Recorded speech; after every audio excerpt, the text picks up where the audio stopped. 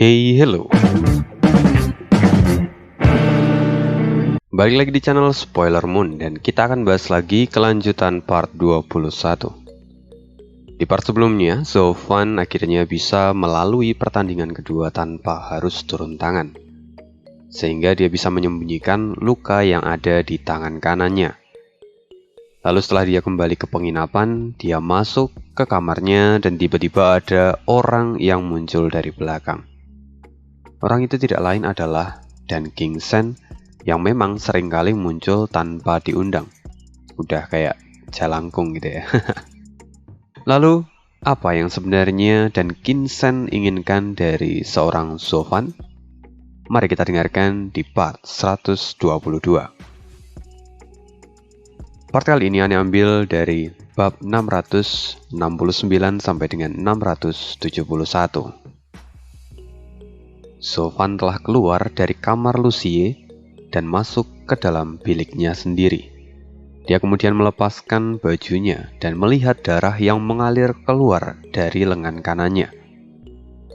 Dia kini hanya menyeringai dan berkata, "Sial, kekuatan tangan ini cukup besar.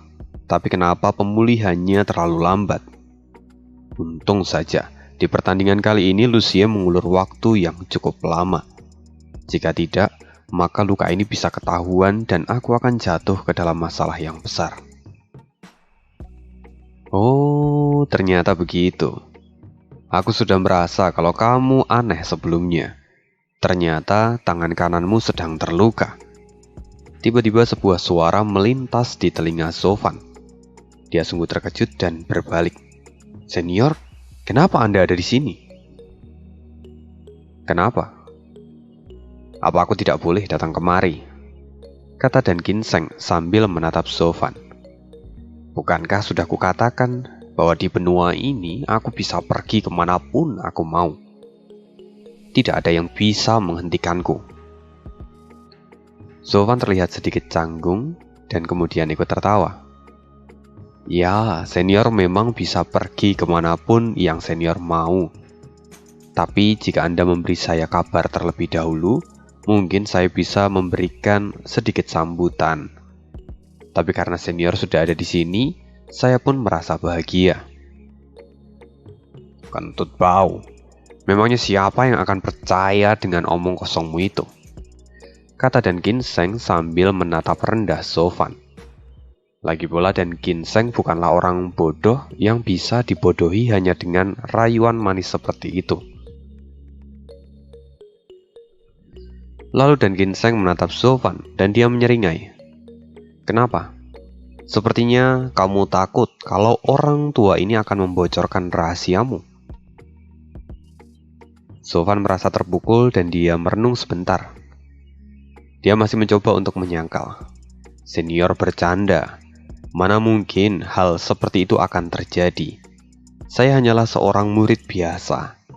Tidak ada gunanya menyembunyikan semua ini. Lagi pula, di mata seorang master yang tidak tertandingi seperti Anda, saya tidak bisa menyembunyikan apapun. Senior benar-benar sedang bercanda dengan junior ini. Sofan kini menurunkan bajunya dan masih mencoba untuk menyembunyikan lengannya. "Kau memang tidak bisa menyembunyikan apapun dari mataku. Jadi sekarang katakan apa yang sebenarnya terjadi. Dari mana luka di tangan kananmu itu berasal?" kata Dan Ginseng. Sofan melambaikan tangannya dan berkata, "Senior, saya sudah bertarung beberapa kali dan bukankah wajar jika saya mendapatkan luka seperti ini? Meski memang saya memilih untuk tidak turun tangan di pertandingan ini, itu semua karena saya tidak ingin menunjukkan kelemahan saya di depan umum. Ya, sayang sekali, senior sekarang sudah mengetahuinya dan terima kasih atas perhatian Anda. Sungguh saya merasa tersanjung." "Kentut bau, kau masih saja tidak mau jujur. Katakan yang sebenarnya terjadi. Karena orang tua ini tidak akan termakan oleh tipuanmu," kata Dan Ginseng. "Lagi pula, memangnya siapa yang bisa melukaimu di pertempuran terakhir? Bahkan mereka semua tidak mempunyai kualifikasi untuk menyentuh sehelai rambutmu.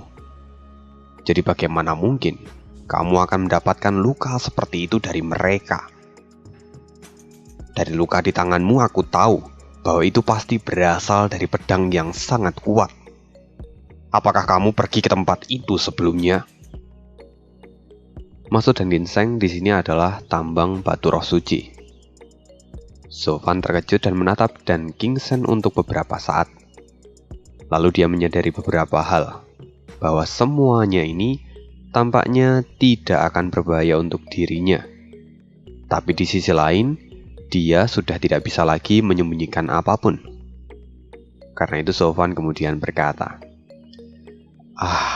senior benar-benar tahu segalanya, dan junior sama sekali tidak bisa menyembunyikan apapun. Memang benar bahwa sebelumnya junior ini telah pergi menjelajahi tempat itu. Lalu secara tidak sengaja, junior pun mendapatkan luka ini. Hei anak kecil, tindakanmu sungguh seperti seorang pencuri. Kau sengaja meminta rekan-rekanmu untuk membuat lelucon dan mempermainkan sekte Tianxing. Sedangkan kamu sendiri pergi menyelinap dan menjelajahi tambang batu roh suci. Kamu memang sungguh cerdik. Bahkan kedua Supreme sama sekali tidak menyadari kepergianmu, dan bahkan kamu bisa lepas dari ratusan formasi pengawas tanpa ketahuan, kata dan ginseng sambil menatap Sofan. Sofan kini hanya bisa tertawa dan kemudian dia berkata, senior benar-benar tahu segalanya. Junior tidak akan menyangkal lagi. Kini Sofan tahu bahwa Dan Ginseng pasti punya niat tersembunyi. Lagi pula, dia sudah menebak apa yang Sofan lakukan sebelumnya. Tapi meski begitu, Dan Ginseng tidak melaporkannya pada orang-orang dari sekte Shuanglong. Artinya, Dan Ginseng pun pasti saat ini sedang mencari sesuatu. Karena itu sekarang Sofan mencoba untuk mencari tahu apa yang sebenarnya diincar oleh orang tua ini. Setelah itu Dan Ginseng kemudian tertawa pelan dan dia berkata, bocah, aku tahu kamu menyembunyikan dirimu cukup dalam. Tapi itu tidak ada artinya di mata orang tua ini. Aku sudah tahu bahwa kau bersikap aneh saat melawan sekte Tianxing.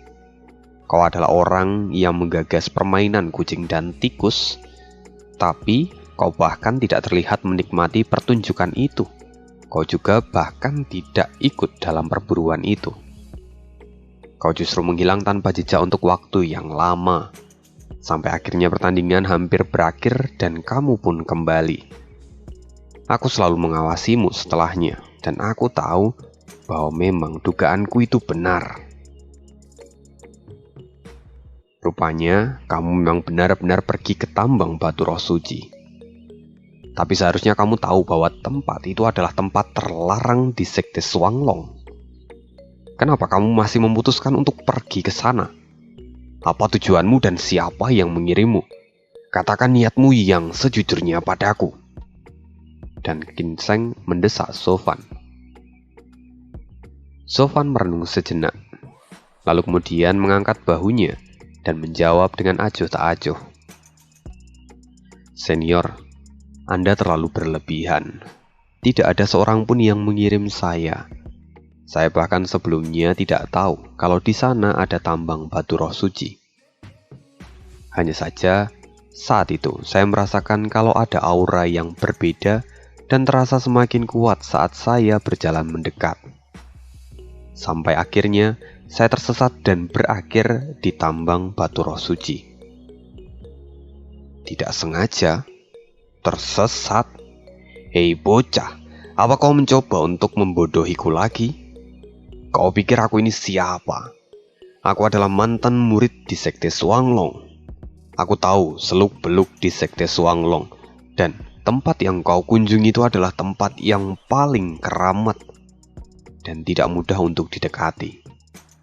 Jadi tidak mungkin kau bisa pergi dan kembali dengan selamat hanya karena sebuah ketidaksengajaan.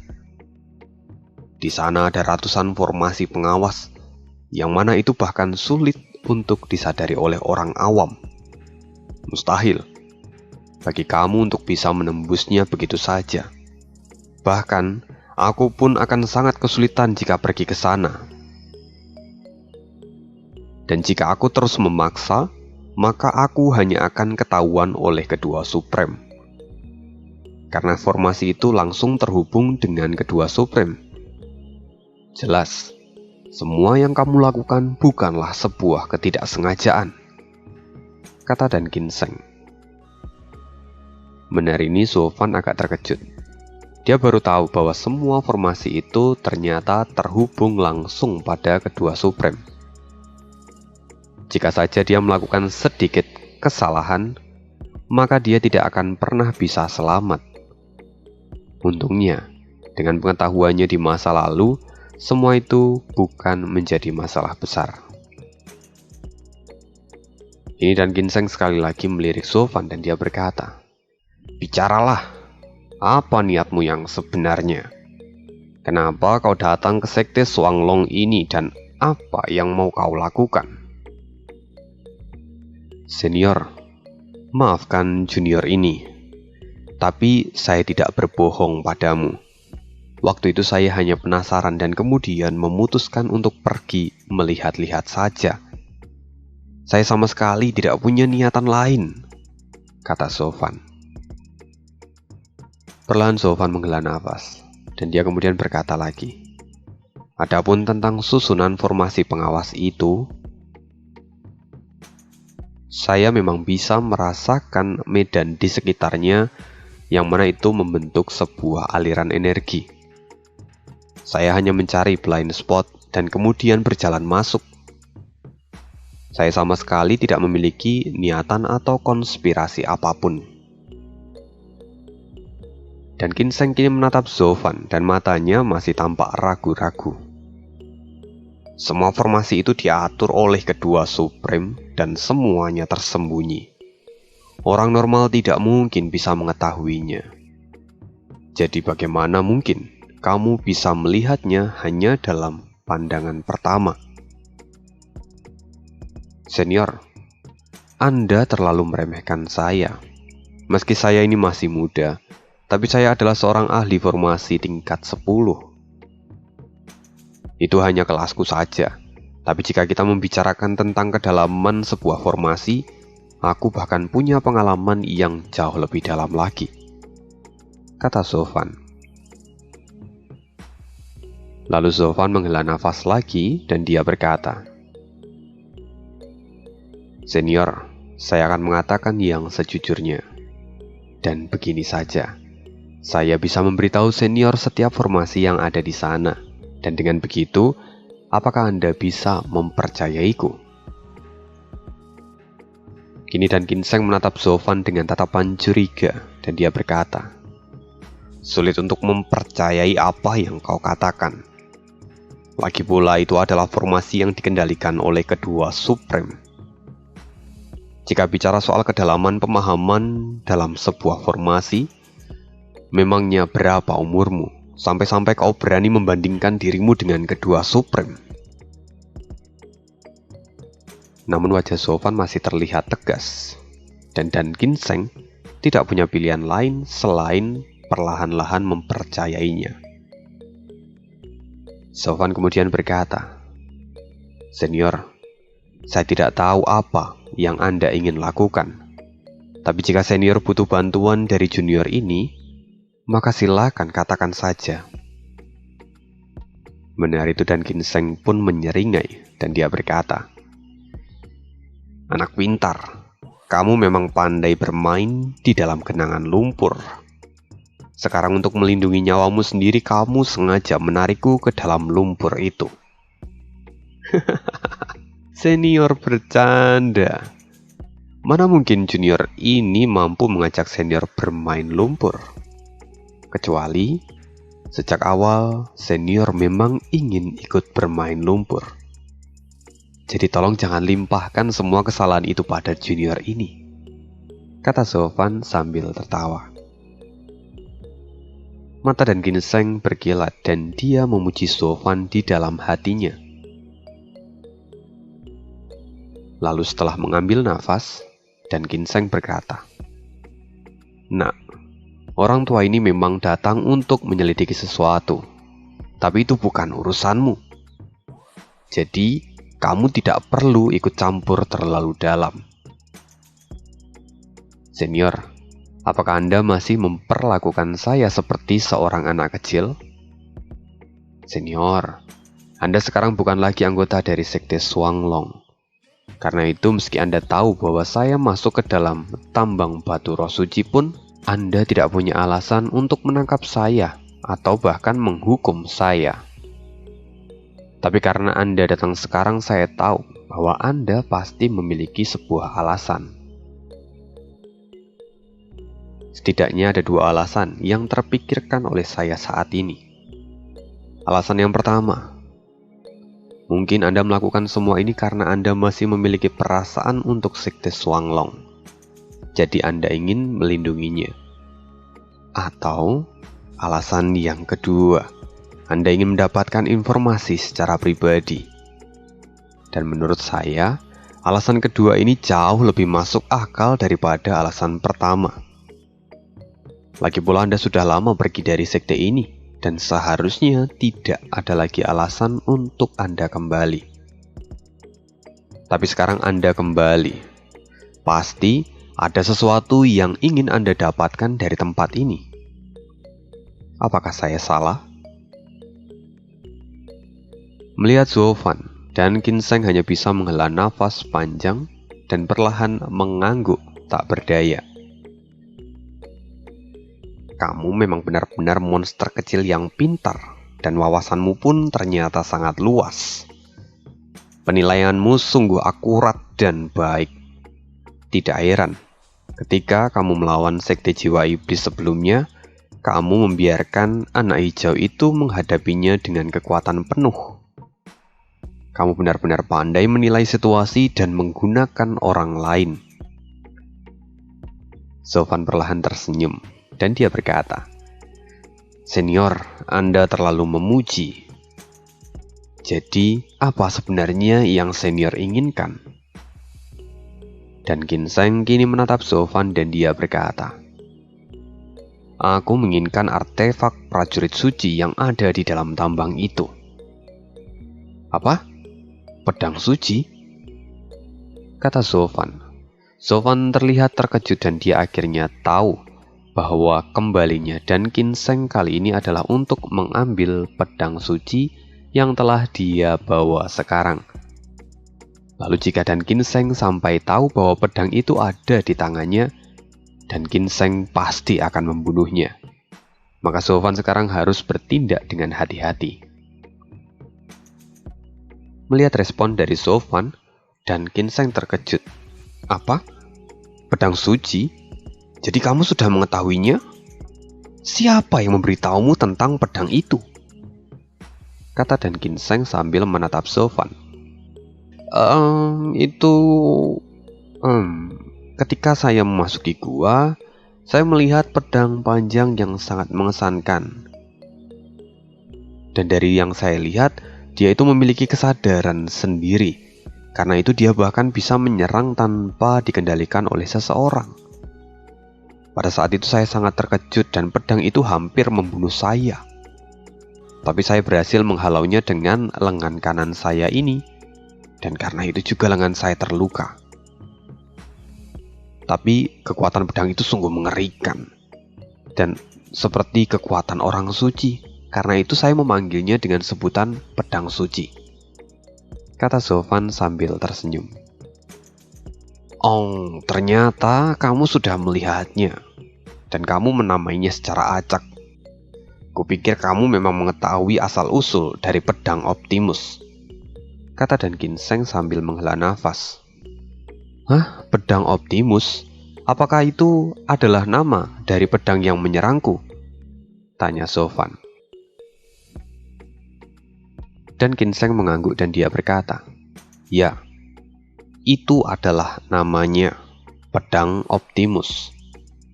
Oke, mari kita mulai dari sebuah cerita. Di dunia ini terdapat 5 buah benua, di mana setiap benua memiliki satu tambang batu roh suci. Dan setiap tambang memiliki satu pedang Optimus sebagai penjaganya. Dahulu kala seorang ahli terkuat menciptakan 5 buah pedang suci untuk melindungi setiap tambang. Dan di benua ini, yang kita sebut sebagai benua Shisou, memiliki pedang Optimus untuk menjaga tambang batu roh suci. Sofan akhirnya menyadari bahwa ternyata pedang Optimus itu adalah nama panggilan dari pedang suci di benua bawah ini. Dan kemudian Dan Ginseng berkata lagi, "Hanya saja, aku sudah lama meninggalkan benua ini dan aku tidak bisa mendapatkan pedang Optimus itu dengan cara yang benar. Sekarang aku hanya bisa memaksa untuk mendapatkannya. Karena itu aku menemuimu untuk mendapatkan salinan peta, supaya aku bisa masuk ke dalam tambang tanpa disadari oleh kedua orang tua itu."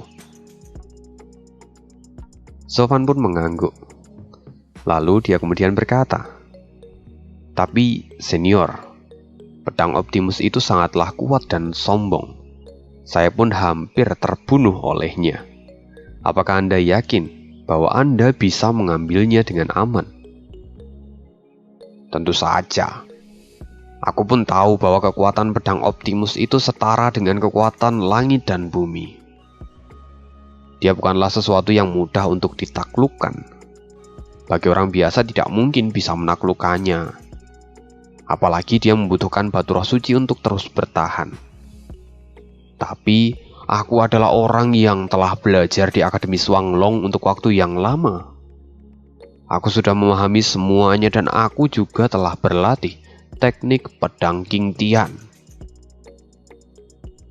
Sebelumnya, orang tua ini memiliki kesempatan untuk menaklukkan pedang Optimus. Tapi karena aku termakan api amarah dan melenyapkan 10 sekte dengan tanganku sendiri, kedua orang tua itu kemudian membentuk formasi pengawas di sekitar tambang untuk mencegahku mendekatinya. Kalau tidak, aku pasti sudah mengambil pedang itu dan membuat seluruh benua menjerit. Mendengar itu, Sofan mengangguk. Tapi ini adalah situasi yang gawat. Jadi dia harus memastikan beberapa hal lagi. "Senior, sekarang Anda sudah cukup kuat. Bahkan saya yakin Anda bisa setara dengan kedua Supreme. Lantas, untuk apa Anda menginginkan pedang Optimus itu?" "Itu bukan urusanmu, nak," kata Dan Ginseng. Dan Ginseng kini merenung sebentar, lalu dia kemudian menatap Sofan dan berkata lagi, "Oh iya, nak, bukankah kamu tadi mengatakan kalau kamu bisa menemukan titik buta dari setiap formasi pengawas di tempat itu? Jadi sekarang, bisakah kamu membuatkan salinan petanya supaya aku bisa masuk ke sana dengan aman? Jika kamu mau melakukannya, aku pasti akan membantumu di masa depan." Tentang itu, Sofan kini tampak agak ragu-ragu. Jika dia mengatakan apa yang terjadi sebenarnya, bukankah itu sama saja dengan menyerahkan nyawanya sendiri? Sofan kemudian berkata lagi, "Senior, pernahkah Anda berpikir kalau mungkin saja pedang itu telah saya taklukkan?" "Itu tidak mungkin terjadi. Bukankah kamu sudah mengetahuinya juga bahwa pedang itu memiliki kesadarannya sendiri?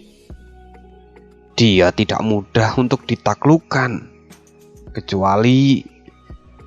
Dan Ginseng terdiam dan tampak ragu-ragu. "Kecuali apa?" tanya Sofan. Matanya perlahan tampak cerah seperti menemukan sebuah harapan. "Ya, kecuali jika kedua Supreme mengambil pedang itu secara pribadi. Lagi pula sejak awal pedang itu berada di bawah pengawasan dari kedua Supreme. Dan pedang itu sudah mengakui kekuatan mereka. Jadi jika kedua Supreme ingin mengambilnya, maka pedang itu tidak akan pernah menolak mereka," jawab Dan Ginseng. Oh, baiklah, saya mengerti. Jadi, Anda bukanlah satu-satunya orang yang bisa mengambil pedang Optimus itu, kata Zovan. Perlahan Zovan bisa bernafas dengan lega, karena sekarang bahkan jika Dan Ginseng pergi ke sana dan tidak menemukan pedang itu, dia pasti berpikir bahwa kedua Supreme lah yang telah mengambil pedang itu. Karena hal itu, Zovan kemudian mengeluarkan slip giok dan mulai menggambarkan peta untuk bisa memasuki tambang batu roh suci tanpa ketahuan. Lalu setelah selesai, Zovan pun menyerahkannya dengan hormat. Dan Ginseng mengambil slip giok itu dan memeriksanya. Perlahan dia mengangguk dan dia berkata, "Baiklah, sekarang orang tua ini bisa bergerak. Jadi bocah kecil, apa yang kamu inginkan dariku?" Zovan kini tersenyum. Senior terlalu sopan. Ini hanyalah bantuan kecil dari junior. Jadi senior tidak perlu terlalu memikirkannya. Saya harap senior tidak akan bertindak buruk saja pada junior ini di masa depan. Mendengar itu, Dan Ginseng tertawa dan perlahan menggelengkan kepalanya. Orang tua ini tahu niatmu. Kamu tidak perlu basa-basi. Aku tahu kamu pun menginginkan sesuatu dariku. Jadi katakan saja. Aku akan memberikan apa yang kamu minta. Apa yang senior katakan? Bukankah sekarang saya jadi terlihat seperti orang yang pelit? Peta itu hanyalah masalah kecil. Jadi Anda tidak perlu memikirkannya. Zovan tersenyum seperti orang yang dermawan. Padahal dia itu hanya memancing supaya Dan Ginseng sendiri yang berhutang budi padanya. Tapi Dan Ginseng tertawa dan dia berkata, "Kamu tidak perlu berpura-pura. Orang tua ini bisa melihat niatmu dari kedua bola matamu. Lagi pula dengan kecerdasanmu itu, kamu tidak mungkin melakukan bisnis yang akan merugikan dirimu sendiri.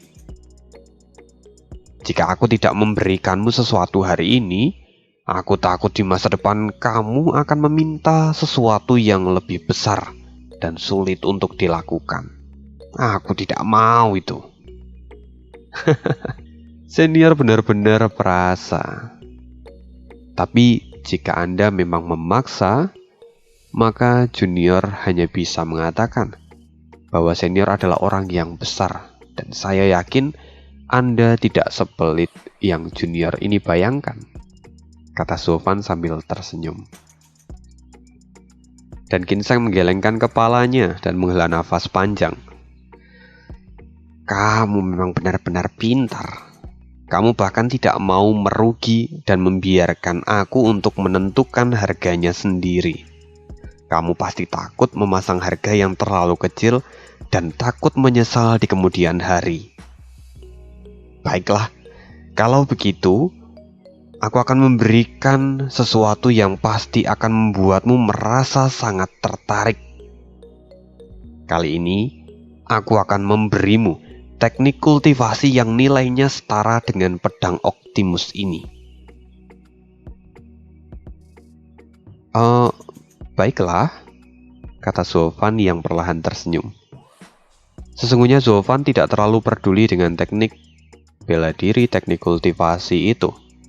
Lagi pula dia sudah memiliki banyak seni bela diri dari catatan 9 neraka. Memangnya apa yang bisa membuatnya tertarik, apalagi jika itu adalah teknik yang berasal dari dunia bawah? Tapi Dan Ginseng kemudian melemparkan slip giok ke arah Zovan. Itu adalah teknik kultivasi rahasia yang sangat cocok untukmu sekarang. Zovan mengerutkan keningnya dan kemudian memeriksa isi dari slip giok itu. Dia tidak menaruh banyak harapan, tapi tiba-tiba matanya memadat. Teknik kultivasi jiwa ganda? Ya, itu adalah dasar dari teknik kultivasi jiwa ganda, kata Dan Ginseng. Sofan tidak percaya dengan yang dia dapatkan kali ini. Lantaran teknik ini bahkan tidak ada dalam catatan 9 raka miliknya. Lalu dengan ragu-ragu Sofan bertanya lagi, "Senior, apakah Anda sedang membual?" "Hei, jika kau tidak mempercayaiku maka lupakan saja. Lagi pula itu adalah sebuah barang yang nyata. Karena kita ada di jalan yang sama, apa kau pikir hanya dirimu yang sudah memadatkan jiwa saat berada di ranah visi dewa? Jangan lupa, orang yang ada di hadapanmu ini adalah jenius di masa lalu. Dan aku juga telah memadatkan jiwa pertamaku saat ada di ranah visi dewa. Lalu aku mengembangkan jiwa keduaku saat aku memasuki ranah virtual," kata Dan Ginseng sambil tersenyum. Sofan lebih terkejut lagi dan menatap Dan Ginseng dengan penuh kekaguman. Bagaimana tidak? Bahkan di alam kudus saja, orang-orang yang memiliki kultivasi jiwa ganda itu sangatlah langka dan sulit untuk ditemui. Tapi rupanya, orang dari dunia bawah justru telah berhasil mengembangkan kultivasi jiwa ganda. Itu sungguh sulit untuk dipercaya. Sekarang Sofan bisa mengerti kenapa orang tua ini memiliki bakat yang begitu menakjubkan. Bakatnya memang tidak tertandingi. Bahkan dia tidak bisa membandingkan dirinya sendiri dengan Dan Ginseng. Lagi pula, Sofan itu bisa memadatkan jiwanya itu semua karena dia memiliki api biru pemberian Kunpeng. Sedangkan Dan Ginseng, dia bisa melakukan semua itu karena kemampuannya sendiri. Sofan sungguh benar-benar mengagumi Dan Ginseng dan melihat bahwa Dan Ginseng adalah orang yang sangat berbakat. Kini Dan Ginseng seolah bisa membaca pikiran Sofan. Dan dia pun tertawa.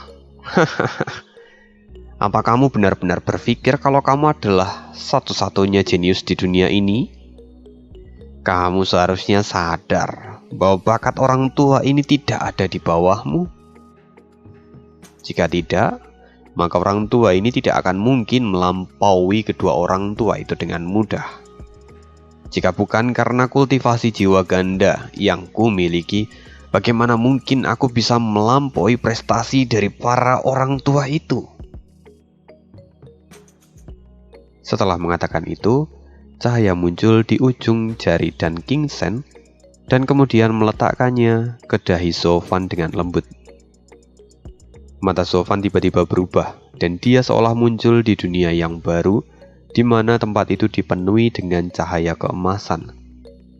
Di sana Sofan bisa melihat sebuah pedang raksasa yang menjulang tinggi dan seekor naga yang melilitkan tubuhnya seperti sebuah ornamen yang megah. Sofan kini sadar bahwa itu adalah wujud jiwa milik Dan Ginseng. Setelah beberapa saat, Sofan kembali sadar dan menatap Dan Ginseng dengan mata penuh warna. "Senior, itu..." Dan Ginseng tersenyum dan dia berkata, "Kamu sudah melihatnya? Itu adalah roh ganda milikku. Yang pertama adalah jiwa pedang, dan yang kedua adalah jiwa naga surgawi. Kedua jiwa itu berdiri berdampingan, dan karena itu kekuatan orang tua ini jauh lebih banyak daripada yang dimiliki orang biasa. Sekarang, kamu adalah yang berikutnya. Kamu akan menjadi jenius sejati di benua ini." Mendengar itu tubuh Sofan bergetar dan dia tidak mampu berkata-kata. Dia sungguh tidak percaya dengan apa yang dia dapatkan hari ini. Jika dia bisa memiliki jiwa ganda, maka jalannya akan menjadi semakin mulus. Untuk sesaat Sofan melihat slip giok yang ada di tangannya, dan matanya perlahan mulai tampak bercahaya. Dan Ginseng menatap Sofan dan dia berkata, "Sofan, kamu seharusnya sekarang menyadari bahwa kita berbeda dari kebanyakan orang. Dengan bakat dan kemampuan kita, dan ditambah dengan teknik bela diri ini, kita bisa memadatkan jiwa sebelum melakukan terobosan di ranah virtual. Dan nanti, kamu akan memiliki satu kesempatan lagi saat menerobos ke ranah virtual. Tapi jika kamu gagal, kamu akan kembali seperti ahli pada umumnya. Karena itu, kamu harus memikirkan dan menyiapkan semuanya dengan baik. Sofan kini tampak serius mendengarkan setiap ucapan dari Dan Kingseng. Dan lalu Dan Kingseng melanjutkan lagi. Tapi kamu punya masalah besar kali ini. Pembentukan jiwa keduamu akan memerlukan kekuatan jiwa yang jauh lebih besar daripada jiwa pertamamu. Jika tidak, maka jiwa keduamu tidak akan terbentuk. Tunggu, bukankah itu mudah?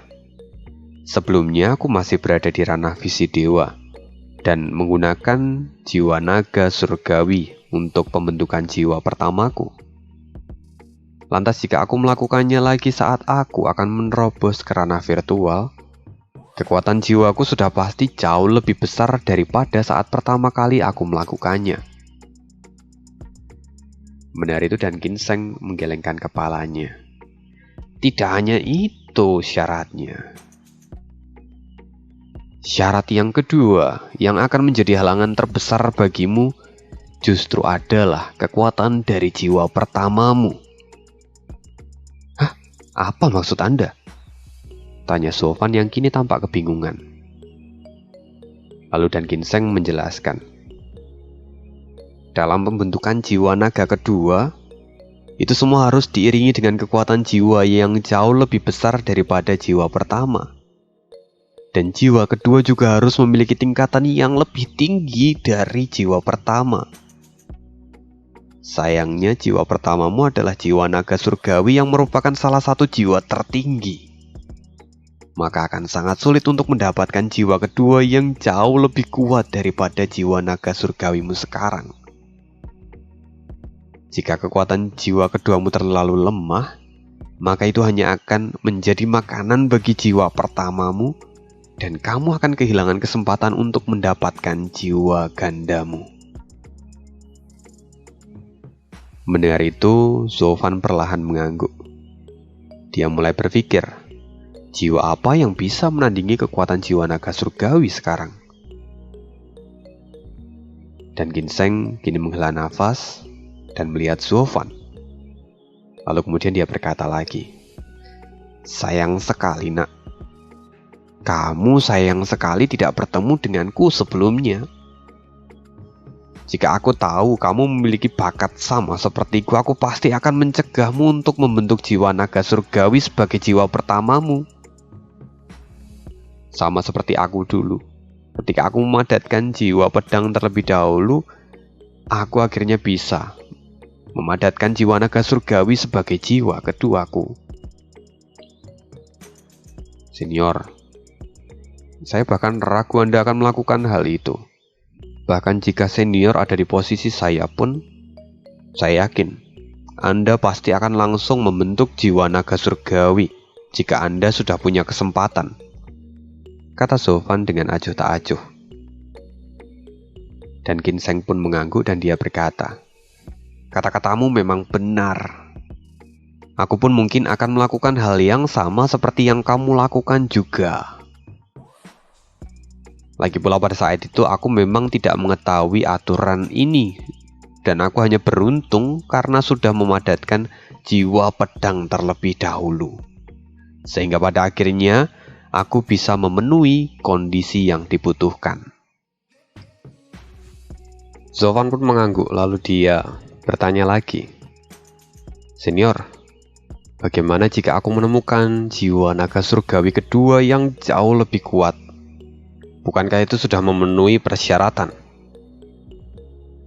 Dan Kingseng menggelengkan kepalanya. Sayangnya tidak.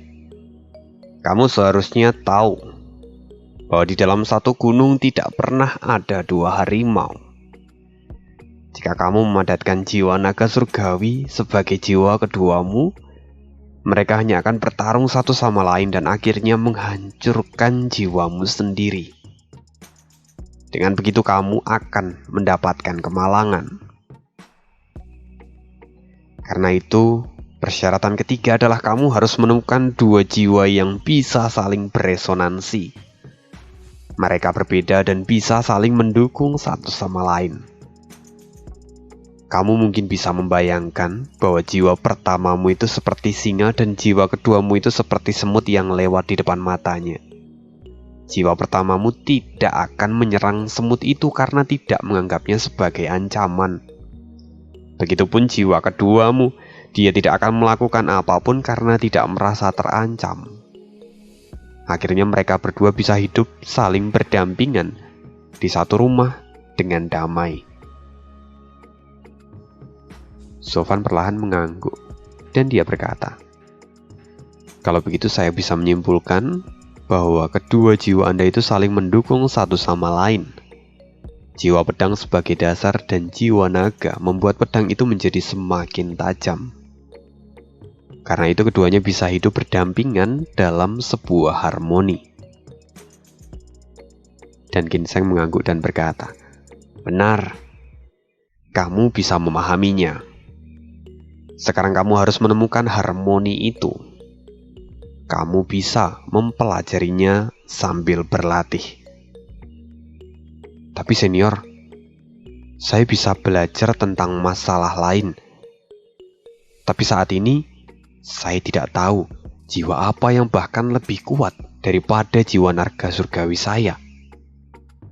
Bisakah Anda memberi saya petunjuk?" kata Sofan dengan hormat. Dan Ginseng pun tertawa. "Untuk masalah itu aku tidak tahu, dan tidak ada yang bisa kukatakan. Kamu harus menemukannya sendiri. Semuanya akan kembali pada usahamu sampai kamu bisa menemukannya." Dan Ginseng kemudian berbalik dan berkata lagi, "Ya, semua itu harus kamu temukan sendiri pokoknya. Sekarang aku telah membayarmu dan aku tidak punya lagi hutang budi padamu. Sampai ketemu lagi, anak kecil." "Senior, tunggu," kata Sofan. Tapi Dan Ginseng sudah menghilang begitu saja. Sialan orang tua itu. Dia benar-benar tidak bertanggung jawab. Dia datang dan memberiku kultivasi jiwa ganda, tapi kemudian meninggalkanku begitu saja. Bukankah itu sama saja membuatku merasa semakin kesal? Aku mengetahui aku bisa menggunakan kultivasi ini, tapi aku tidak tahu cara untuk melakukannya. Itu sama saja. Orang tua sialan. Kamu benar-benar seperti sedang mengejekku kali ini. Bagaimana caraku untuk mempraktikkan metode ini sekarang? Sialan. Sofan terdiam untuk beberapa saat. Lalu dia kembali terfikirkan masalah Dan Ginseng yang akan pergi ke tambang batu roh suci. Jika dia pergi ke sana sekarang, itu sama saja. Dia hanya akan berlari dengan sia-sia, karena sudah tidak ada apapun lagi di sana. Tapi Sofan juga tidak merasa bersalah. Lagi pula, dia memang hanya menawarkan peta untuk pergi ke sana, bukan untuk mendapatkan pedang Optimus yang saat ini dia bawa. Jadi ini juga bukan salah dari Sofan. Sofan kemudian perlahan mengeluarkan baby blood dari tubuhnya, yang kemudian berubah menjadi pedang iblis atau pedang Optimus itu.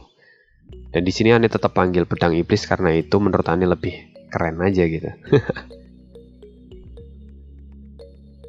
Sofan perlahan melihat pedang itu dan menemukan dua karakter yang tertulis di sana, King Tian.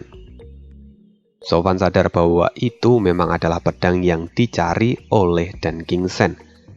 Dan kini, dia berharap supaya Dan Ginseng tidak pernah menemukan pedang ini lagi. Karena jika sampai dia tahu pedang ini ada di tangan Sofan, maka itu akan menjadi akhir bagi dirinya sendiri. Tapi tiba-tiba sebuah suara kembali terdengar. "Oh iya, tentang cederamu, Apa kamu bisa menyembunyikannya di pertempuran berikutnya? Jika kedua Supreme sampai tahu, mereka pasti akan membunuhmu. Sofan sangat terkejut. Senior, mengapa kamu kembali lagi? Sofan buru-buru mendorong masuk pedang iblis itu ke perutnya. Tapi sebelum dia benar-benar menghilang, pedang itu menyayat perut Sofan sekali lagi, dan itu membuat Sofan menyeringai kesakitan. Lalu Baby Blood terdengar tertawa sebelum dia akhirnya benar-benar menghilang, seolah Baby Blood memang benar-benar sengaja mengusili Sofan. Kini Sofan menahan rasa sakit di perutnya, dan dia diam-diam mengutuk Baby Blood. Memangnya kenapa? Bukankah sudah kukatakan bahwa aku bisa datang kapanpun aku mau? Kenapa kamu masih menanyakan hal yang sama terus-menerus? Kata Dan Ginseng sebelum akhirnya dia muncul di dalam kamar Sofan. Sofan kemudian tertawa, lalu kemudian dia berkata, "Terima kasih atas perhatian dari senior. Tapi junior sudah memiliki rencana untuk masalah ini. Anda tidak perlu khawatir." Oh, baiklah. Tapi jika kamu sampai tertangkap, jangan pernah kamu membawa nama orang tua ini. Itu adalah urusanmu sendiri. Lalu akan kuperingatkan satu hal lagi. Aku tahu kamu adalah orang yang tidak takut untuk membuat masalah. Tapi akan lebih bijak jika kamu bisa menghindari masalah yang tidak diperlukan. Dengarkan itu, kata Dan Ginseng. Sofan pun tertawa dan dia berkata, "Senior tidak perlu khawatir. Itu adalah masalah kecil, dan saya juga tidak akan menyeret senior pada masalah saya." Baguslah, kalau begitu aku akan pergi sekarang. Dan setelah itu Dan Ginseng kembali menghilang dan pergi dari tempat itu. Perlahan Sofan merasa bahwa Dan Ginseng kini telah pergi dan dia bisa menghela nafas lega. Kini dia melihat slip giok yang ada di tangannya dan kemudian dia berkata, "Sebaiknya aku mencoba melihat teknik ini dulu. Aku ingin tahu apa aku punya kesempatan untuk mempraktekkannya di masa depan." Sofan kemudian mempelajari slip giok itu dan perlahan dia semakin mengagumi Dan Ginseng. Orang tua ini benar-benar seorang penyihir yang berbakat. Dia bahkan bisa mendapatkan semua ini dengan kemampuannya sendiri. Bahkan di dunia bawah yang tidak pernah dilirik oleh orang-orang dari alam kudus, dia bisa sesukses ini, kata Sofan. Setelah itu waktu terus berjalan, dan malam hari pun tiba, lalu kemudian hari pun berganti. Terima kasih untuk hari ini, dan itu adalah bonusan di hari Selasa. See you again di hari Kamis, lur, kata Bang Sugiarto Pranantan. Dengerin Mimin di traktir enak juga, serasa make YouTube Premium. HP dimatiin masih bisa kedengeran suaranya. Ya bener sih, kalau misalnya nontonnya di Chrome itu memang bisa diputar sambil HP di lock gitu ya. Jadi ya semoga semakin betah. Oke, see you again di next video dan bye.